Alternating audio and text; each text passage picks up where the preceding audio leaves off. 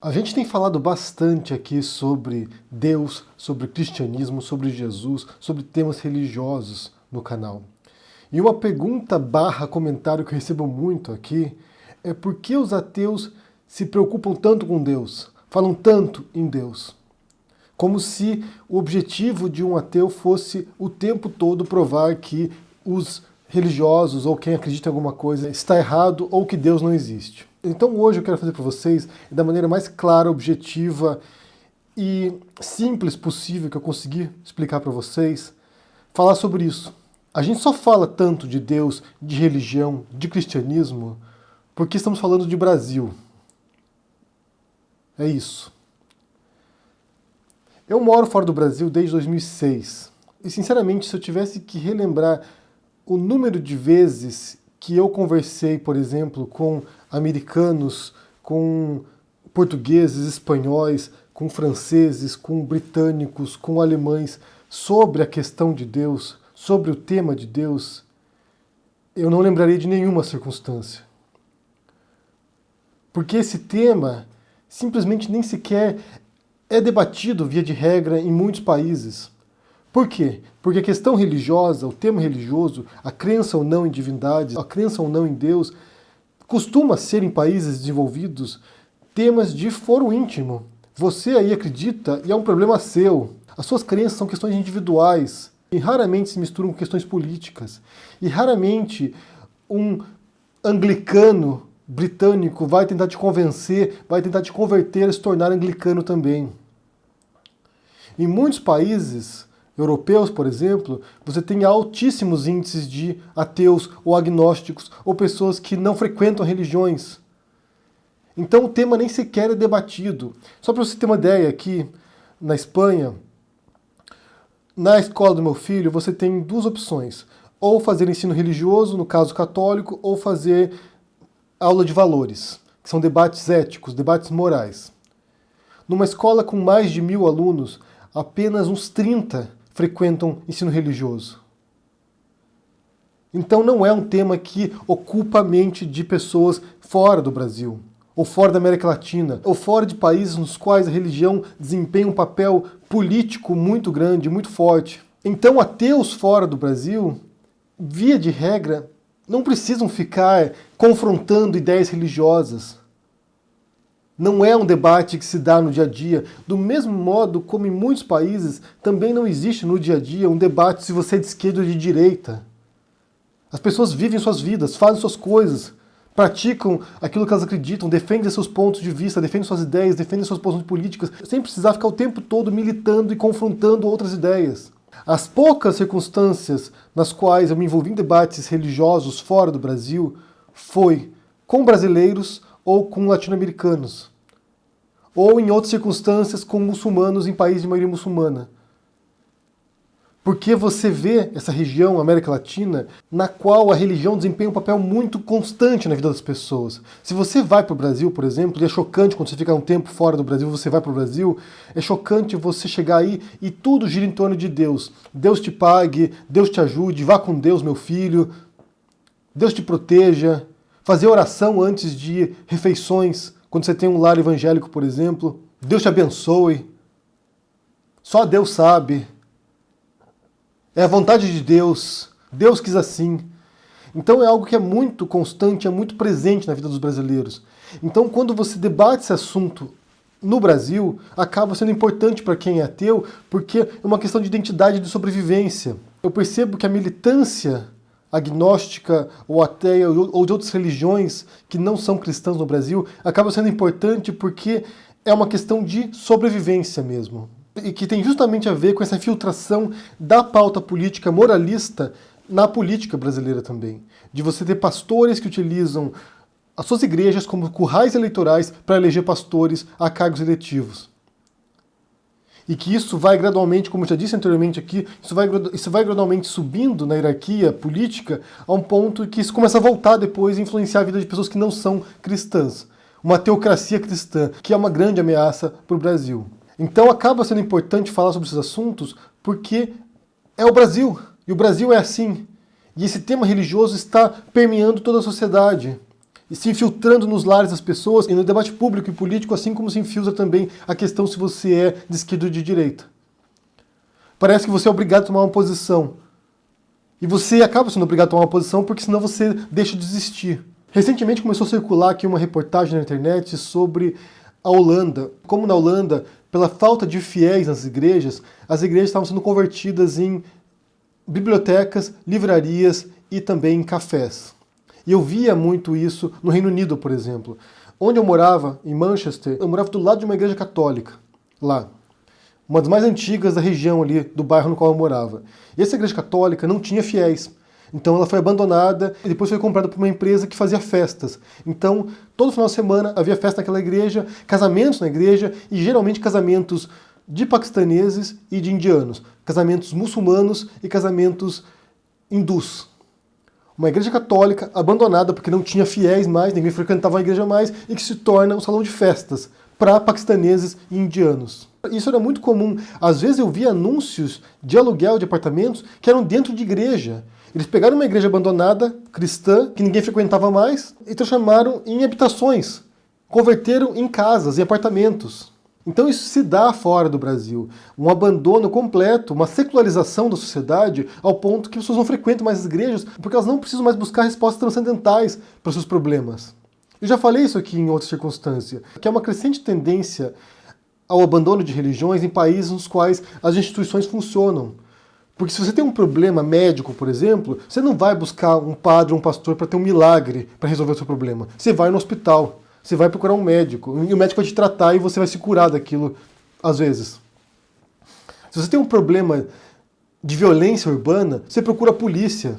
Você não vai buscar uma resposta em Deus. Deus me proteja, senão vou ser baleado aqui por uma bala perdida na favela. Ou seja, você confia nas instituições e você passa a buscar respostas seculares para questões mundanas e não buscar respostas transcendentais para questões mundanas. Eu estou pobre, desempregado, então vou buscar resposta em Deus. Vou lá na igreja pedir ajuda para o pastor para que Deus me favoreça na vida financeira, para que arranje um trabalho. Não, você vai lá, vai numa fila de trabalho, vai numa fila de emprego, procura um trabalho e arranja um trabalho. Uma das raras exceções em relação à secularização em países desenvolvidos, em países ricos, é os Estados Unidos.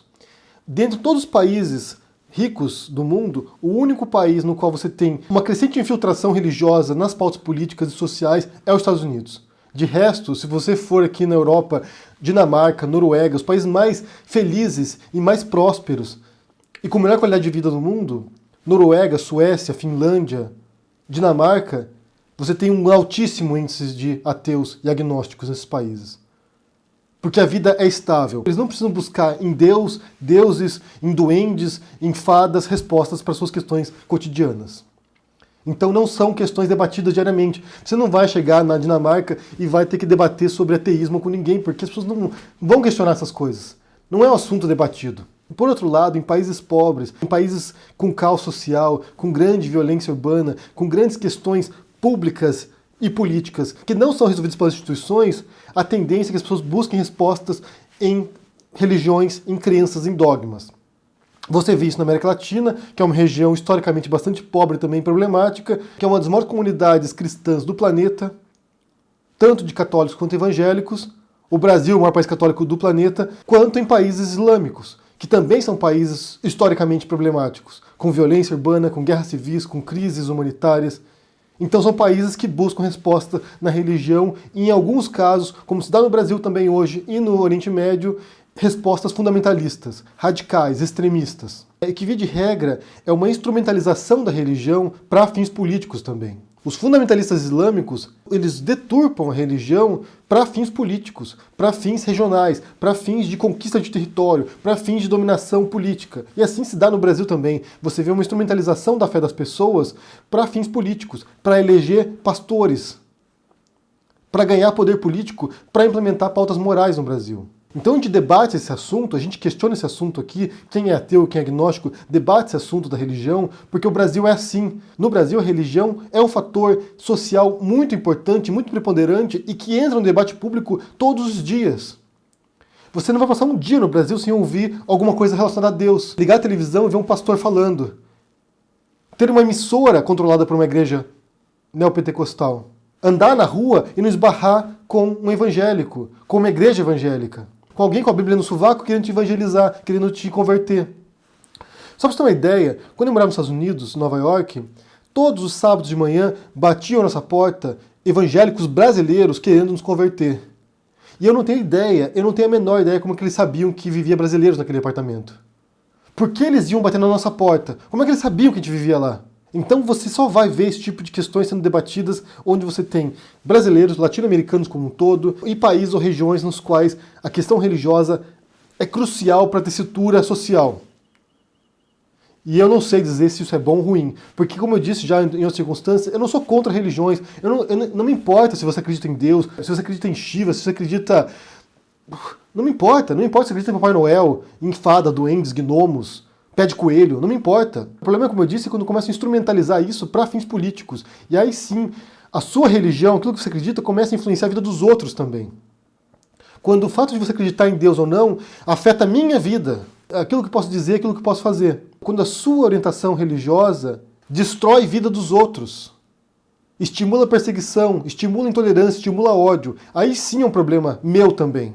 De certo modo, eu sempre fui muito crítico em relação a ateus militantes, como o Richard Dawkins, por exemplo. Me parecia muito ofensiva a postura dele, muito intolerante, muito intransigente.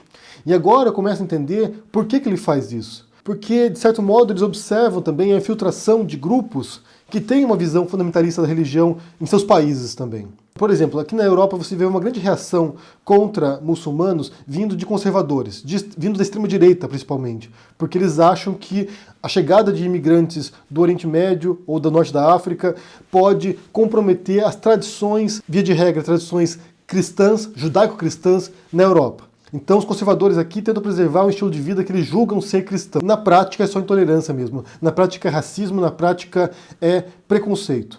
Por outro lado, você também vê uma reação de ateus aqui na Europa contra muçulmanos. E por quê? Porque do mesmo modo como você tem uma visão obscurantista, anti-ciência, retrógrada nos evangélicos brasileiros, nos católicos radicais também, tradicionalistas brasileiros, você também tem um segmento dos muçulmanos que possuem essa visão retrógrada, obscurantista, anti-ciência dentro do Islã. Então a reação de ateus aqui na Europa é para que não haja uma destruição de certos valores iluministas racionais de pensamento crítico, que pode sim vir a ser comprometido se você tem uma ascensão de vertentes fundamentalistas religiosas aqui, nesse caso do Islã. Então no Brasil e na América Latina, o problema, a grande questão, é a ascensão do fundamentalismo religioso cristão, enquanto que em certas partes do mundo é a ascensão do fundamentalismo religioso islâmico. No fundo, o problema é o mesmo, é o fundamentalismo religioso, é o extremismo religioso. É você achar que você está certo e os outros estão errados e os outros devem deixar de existir. Basicamente é isso. Que no fundo também é a visão por trás da extrema-direita no mundo. De que nós estamos certos, os outros estão errados e a gente tem que eliminar os outros, ou expulsar os outros, ou suprimir a voz dos outros. No Brasil, particularmente, a ascensão da extrema-direita na figura do Bolsonaro, dos olavistas, Olavo de Carvalho, está intimamente vinculada com o radicalismo também religioso. Não dá para pensar o Bolsonaro desvinculado do suporte que ele tem dos evangélicos, ou de uma boa parte dos evangélicos, e também de uma boa parte da Igreja Católica, dos tradicionalistas católicos. A extrema-direita no Brasil está intimamente vinculada ao fundamentalismo religioso. E esse é o grande temor que eu tenho, porque eu imaginava que confrontar o Olavo de Carvalho, confrontar o Bolsonaro, bastaria para restaurar a sanidade no debate. E eu acho que não é esse ponto. Talvez seja mais profundo ainda. Enquanto não confrontar o fanatismo religioso, esse cenário vai se perpetuar ainda por muito tempo. Talvez na base disso esteja, sim, o fundamentalismo religioso cristão no Brasil. E que é muito mais difícil confrontar e reverter do que é o olavismo cultural, por exemplo. As ideias malucas do Olavo de Carvalho. Porque a religiosidade faz parte histórica da tradição brasileira e está permeando toda a cultura brasileira também. Você provavelmente tem algum parente aí que é um fanático religioso. Então, por isso que, na minha visão, é tão importante hoje a gente vir debater esses assuntos e expor a hipocrisia dessas pessoas. Porque elas se dizem ultra-religiosas, ultra-cristãs, quando no fundo tudo que elas fazem é anticristão. Vai em oposição ao que você vê nos evangelhos. É importante expor essa hipocrisia, porque isso está na base agora de toda uma estrutura política também no Brasil. Então, como eu disse, para responder essa pergunta, a gente fala de Deus aqui, de religiosidade, de cristianismo, de Jesus, de fé, porque a gente fala de Brasil. E no Brasil as coisas são assim. Eu quero saber o que vocês pensam sobre o que eu falei aqui, sobre esses pontos que eu apresentei, sobre essa relação agora que existe entre política e fé no Brasil, os perigos disso também. O que você pensa sobre isso? Deixa aqui no comentário, deixa o joinha, assina o canal, ajude no apoio e a gente se vê por aí. Abraço e até mais. Tchau!